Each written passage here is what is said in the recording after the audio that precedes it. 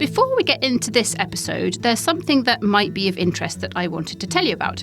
Scene and Heard, who run this podcast, have been asked by Scotland Food and Drink to undertake a strategic review of the Scotland Food and Drink Excellence Awards.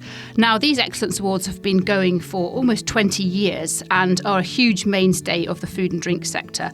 But it's time to ensure that they're still relevant. So if you have ever been involved in the Scotland Food and Drink Excellence Awards, or even if you've ever had an opinion about them, we would love for you, please, to complete our survey. So if you go to the On Farm Twitter, which is at @on_farm UK, and click the link in the bio, there will be a tab in there that will take you to the survey, and it should only take you a very short while to complete, but we would be enormously grateful. Hello, I'm Anna Davis and you are listening to the On Farm podcast. Today I am sitting at my computer. I have views of fields in front of me. I am on the farm, but I'm also taking part in the virtual Scottish Rural Parliament.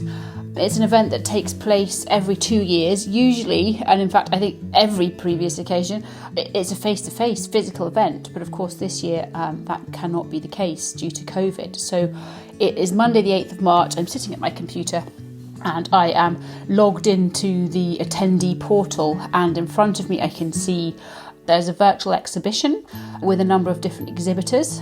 There's a meeting hub, and if I scroll down, there's time for networking. There is a welcome session from Theona, who is the acting chair of the Scottish Rural Parliament. And in exactly 11 minutes' time, the next event will take place. So that, if I just look at the schedule, is a discussion on equality within rural Scotland. So this is all quite new to me. I have to admit that I've not attended the Scottish Rural Parliament before. I guess I'm appreciating how important it is for everybody living and working or enjoying rural Scotland to be able to have a voice and get involved and contribute and be heard. So here we are at the virtual attendee portal of the virtual Scottish Rural Parliament. It's Monday 8th of March and just coming up to 11 o'clock, so I'm just heading into my first event. Kate Sankey, who runs West Moss Side Organic Farm and Centre near Stirling, and Patrick Morrison, a musician and rural housing campaigner. In fact, a BBC Radio Scotland Young Musician of the Year finalist, no less, from the Outer Hebrides. They've been recording their thoughts and responses for On Farm as they've been attending various sessions and various talks. We're very grateful indeed to them for that, and here's a bit more from them now. Looking forward to hearing what the different speakers have to offer in this session on local democracy. What can I say? Well, I'm a wee bit late because I've been out in the field all day and didn't realise the time because it was quite a bonny spring day and I got quite a lot of digging done. So I've missed the welcome from the Scottish Government Fergus Ewing Cabinet Secretary, although usefully that is up there so I can join it at any point. I presume that's been recorded. Well, hello. It's a pleasure to address the fourth session of the Rural Parliament. It's a shame that we can't meet in person, and I'm sure that we're all sorely missing that and the camaraderie. The outcomes speak for themselves. We now have community life plans for Strathard, either completed or in progress. We've had excellent buy-in and collaboration with both the Loch Lomond and Trossachs National Park and Stirling County. There's just two things that we've learned. Is one, that in order for those decisions which should be taken at a local level to take place at a local level, there needs to be some kind of agreement about what those decisions are. And some kind. So I caught the tail end of the discussion I wanted to see, which was a rural movement for Scotland. An interesting guy from Finland was talking about the way the rural movement works there. Just out of the session there on democracy and local governance. Really great session. Lots of great ideas from the speakers. Some really positive examples of community integration and local democracy like that from around Scotland. We'll hear more snippets from Patrick and Kate and their explorations of the virtual rural parliament at various points later in the programme. We were really keen to get those voices for this episode. If we were making a programme at a physical gathering or conference, as we have in the past at both AgriScot and the NFU Scotland AGM, for example, we'd be wandering around the lobbies and corridors, soaking up the atmosphere, snatching a few vol au vents and a cup of tea, maybe even a cocktail or two, and talking to people in person about their experiences. But sadly, we're not able to do that at the moment. So we're really grateful to Kate and Patrick for helping us to replicate that as far as possible. Next, though, and for the bulk of this episode, I'm going to speak with someone who is one of the guiding lights running and driving this Scottish Rural Parliament. I'm Theona Morrison, and I'm acting chair of Scottish Rural Action. And I'm based on Grimsby, or in Grimsby, in the Outer Hebrides of Scotland. We've grabbed you away from the sessions of today. You are currently, as you say, you've been immersed all day in it. Can you tell us a little bit about what you've been listening to in today's sessions? Yes, I was in a couple of sessions today. The first one we were in was looking at the rural and island economy. So it doesn't get bigger than that, really, when one is concerned about how we ensure that young people, that is young economically active people, are able to live, work, return to rural and island Scotland. That's hugely important. And also the sort of diversity of what can happen and be developed across rural and island Scotland as a living and working community, year-round employment, year-round residence, and all that kind of thing. Yeah, so today... Today's been about the islands and economic activity. Obviously, that's kind of one of the themes of the whole Parliament. There are 5 days in total, is that right? Spread across a couple of weeks. That's right. And for the first time ever, the Scottish Rural Parliament is being run on a virtual and digital basis. Now, there must be some pros and there must be some cons of doing it that way. It's been forced on you by COVID. But what have been the good and the bad and the ugly of that situation? Well, the good has obviously been that it probably has had a far greater reach.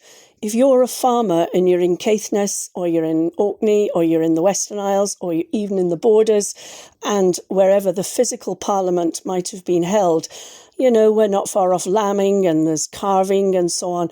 You're unlikely to be able to say, well, I'll just pack my suitcase and go to the rural parliament for 3 days.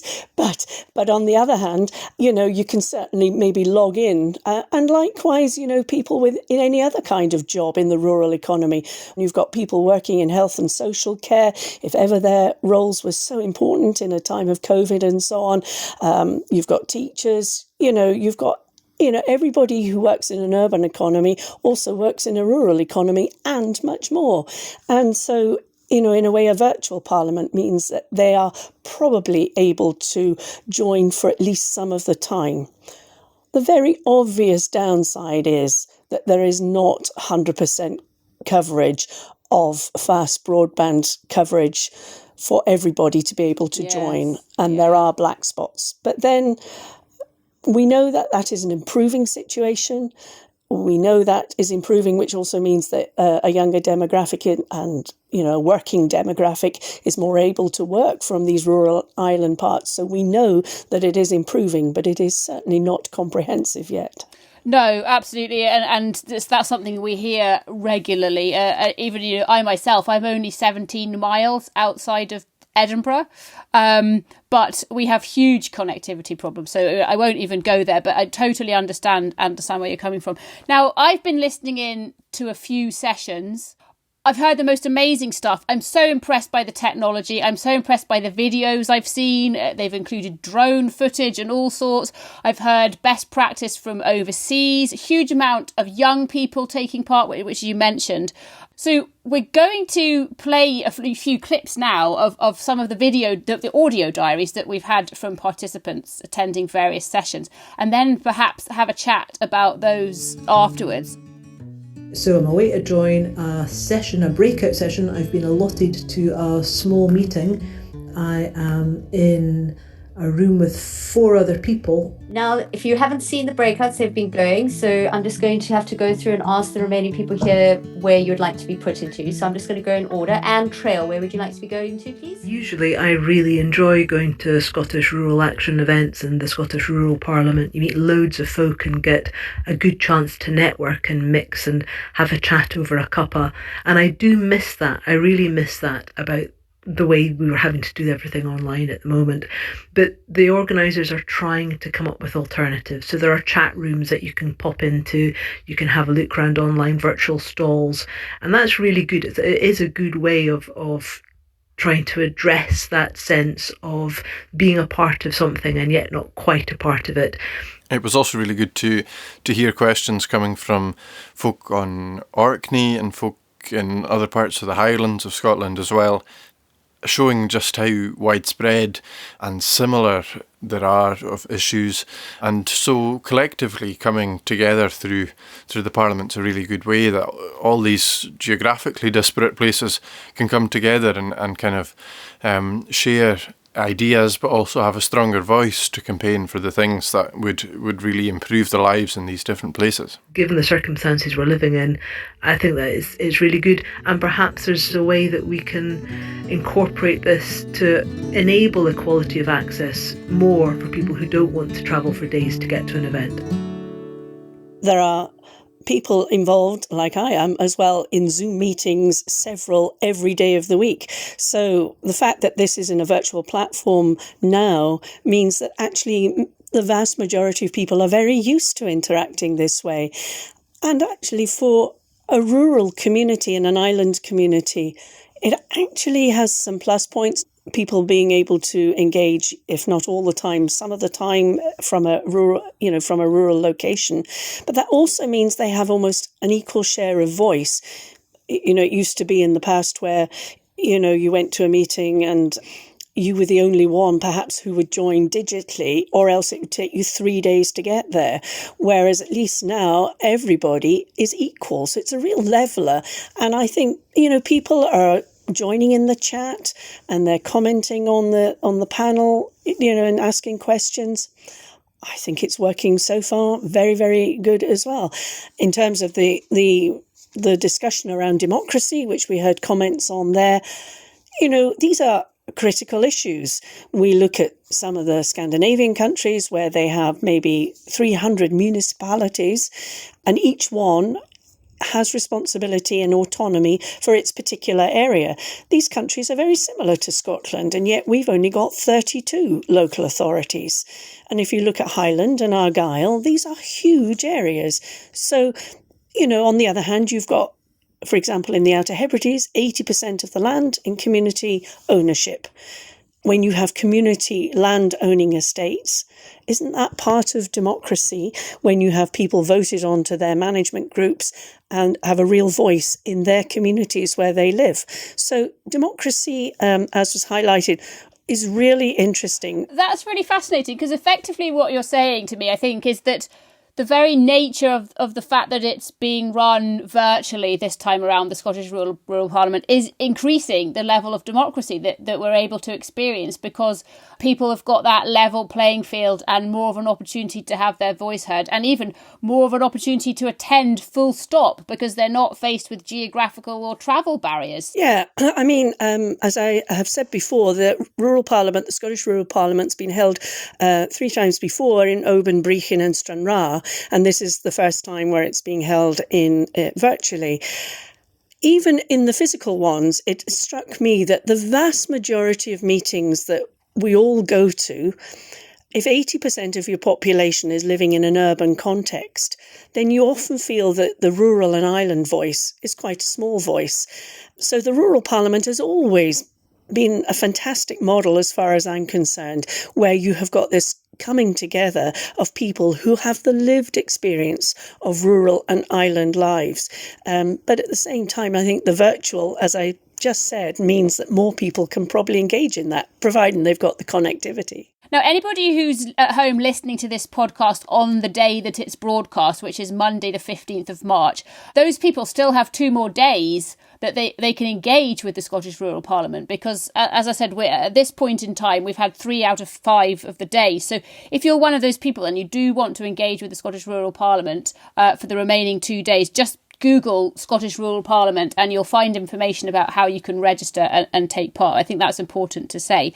But for this point in time, Theona, we're 3 days in now. What are you seeing as some of the I suppose, the pressing issues that kind of need to be addressed, and B, connected to that, some of the outcomes that you think you might see as a result of what's happened so far? Well, I think I'd like to start by reflecting on the beginning of the Rural Parliament with the Young People's Day, which was on Saturday. And that was, young people leading change. The future is theirs. And they are really engaged in climate, as I've already said. They're engaged in wanting a different portfolio, really, in terms of their life, what's important to them. So they held their day on Saturday, and the issues that came out of that for them, the 5 top ones, if you like, were housing, climate crisis, skills for jobs and so on, and employment, and that relates to population wanting to live and work in rural and island communities, mental health, and good food. So these were the key things. That's actually 6 things, isn't it? So these are the top things that they highlighted. And I think we must hold on to that. And then as we have moved through the week, so as we've talked about, we've talked about democracy, we've talked about the rural movement and what that might look like and so on. And then today we've looked at rural and island economies. And then we've looked at tourism and digital connectivity, and then the coastal lands and how that is managed as well, and how much communities have an input into that. So that's what we've been discussing thus far. But it is amazing. I was facilitating one of the groups on rural and island economies. And yet again, housing came up as being a key thing for young people being able to stay, live and work in the communities, or return to the communities where they're from. Yes, that's really interesting. Those 6 things identified and highlighted by young people, but actually even to us, I don't know how I describe myself, relatively young, but definitely not young. It still rings true, doesn't it? Those 6 things, when you hear them, you think, of course, that absolutely sums it up. But it's good to hear it coming from them rather than the rest of us just trying to dictate. So certainly, when each of those 6 things you mentioned on that list was resonating with me, and I'm sure many other people. So I think there's a couple of things I would like to sort of kind of shine a light on, really. So coming up at the Rural Parliament, we still have climate change, rural and island transport services, and good food. They will be on the 16th of March. And then on the 18th of March, we'll be looking at rural health and well-being. And then there'll be a final panel of hustings. So if anybody does want to join, that's what we've got ahead of us to discuss. The other thing I think to consider is what rural life really means. This is the On Farm podcast. I presume that a lot of your listenership is living a rural life. There will be, I think most, yes. Some will be aspiring to a rural life. Mm-hmm. And I think just even considering what rural life is, in Scotland, we have definitions that talk about things like if you're within half an hour of driving to a town with a population of around about 10,000 people, or a village, call it what you will, that's rural. And anything beyond that, more than half an hour, it's considered remote and rural. From my perspective, where I'm on an island on the Atlantic coast of the Outer Hebrides, sure, this is the centre of the universe for me and my world. But also, I am living a rural life. I'm on a croft. I can tell you that Young Crofters held a meeting recently where more than 130 young people were discussing how to get access to crofts because they're interested in being able to produce food and all that kind of thing.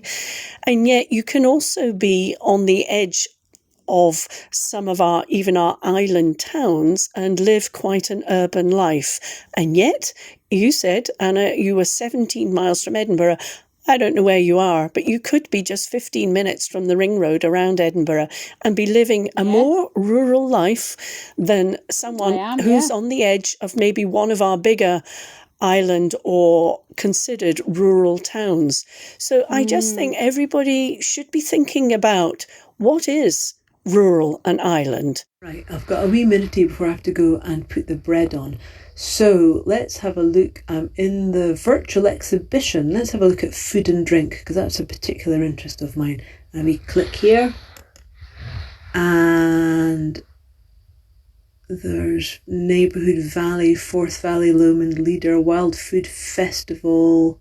So there's Community Land Scotland, Improvement Service, Kincardineshire Development Partnership, Plunkett Foundation, Rural Movement, Rural Policy Centre, Rural College.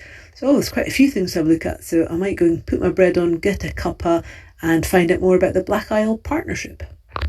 What we need, and I know the Scottish Government are very interested in this business of a 20-minute neighbourhood. Now, 20-minute neighbourhood for me might mean I would starve to death, because it would take me quite a while to get to the shops and all the rest of it. However, we don't have to look that far back to when people, out of necessity, went within a very short distance to everything that sustained their life.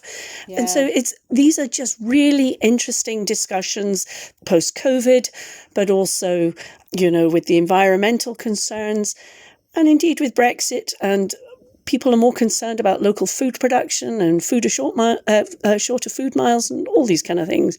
These are all big things for the rural economy and a great opportunity for Scotland's rural economy, I would say. Gosh, yes. Yeah, that was truly inspiring and inspirational to hear that, because it just kind of reframes, I think, the way we think about rural life. Well, I've just finished the Equalities and Rural Opportunities meeting. It was absolutely mind-blowing. It was about equalities and campaigning for equal opportunities in rural and island communities, and it was really moving. It's such a good way of doing it online like this, because folk in the islands can easily take part without having hours and days of travel. So I'll just welcome in Kat and David, presumably walking the corridors of Zoom, and found a door that looked half open and stepped inside. Good to see you in here.